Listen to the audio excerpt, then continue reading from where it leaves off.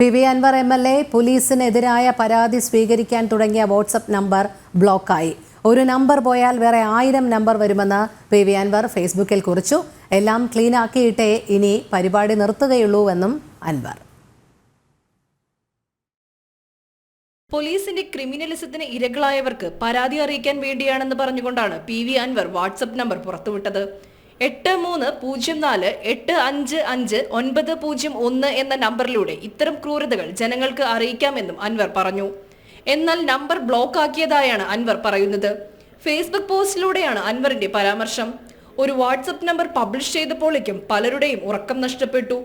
പോലീസിലെ പുഴുക്കുത്തുകൾ സംബന്ധിച്ചുള്ള വിവരങ്ങൾ കൈമാറാൻ വേണ്ടി പ്രസിദ്ധീകരിച്ച വാട്സ്ആപ്പ് നമ്പർ ഏതൊക്കെയോ തൽപര കക്ഷികൾ ചേർന്ന് സ്പാം റിപ്പോർട്ട് ചെയ്ത് ബ്ലോക്ക് ആക്കിയിട്ടുണ്ട്.